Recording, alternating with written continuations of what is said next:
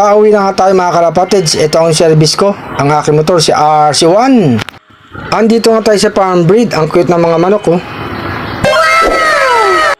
Ito mga kalapatids. Dalawang lalaki, isang babae mga kalapatids. Ganda ng mga kulay nila. Ang cute.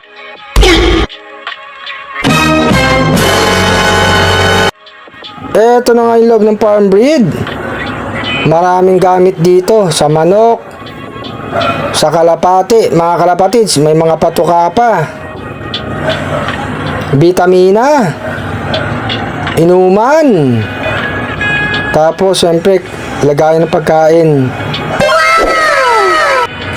Kukuha nga tayo dito ng tatlong maxi breeder pagkain ng mga alaga natin, tapos dalawang flyer mix pamigay natin. Ayan mga kalapatids, natimbang na yung maxi breeder, tinitimbang yung flyer mix. Kukuha tayo 2 kilo mga kalapatids.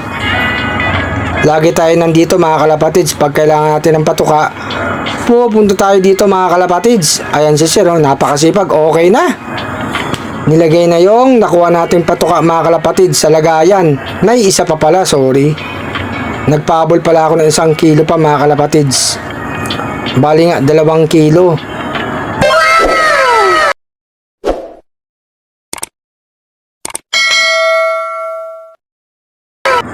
Eto mga kalapatids oh, mga kailangan ng manok at saka kalapati.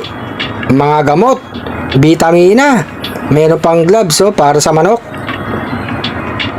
Eto meron dito oh, training box oh, karton mga kalapatids.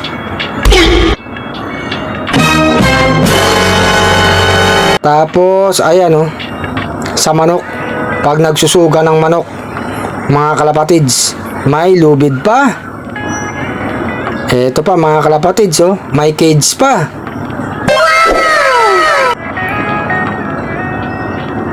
Ayan oh, mga kalapatids, ano kaya to? Tapos ito na yung mga manok na cute. Eto na yung patuka natin mga kalapatids. 3 kilong breeder mix, 2 kilong flyer mix. Eto na siya.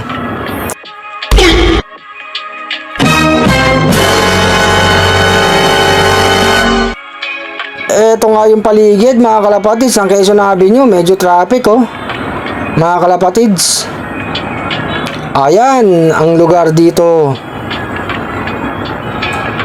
malapit sa Fisher Mall. Ayan, traffic dun.